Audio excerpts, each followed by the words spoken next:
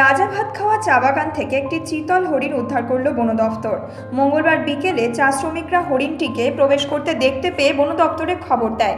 ঘটনাস্থলে বক্সা ব্যাঘ্র প্রকল্পের বনকর্মীরা পৌঁছে পুরো এলাকা জাল দিয়ে ঘিরে ফেলে। পরবর্তীতে হরিণটিকে উদ্ধার করে নিয়ে যাওয়া হয়।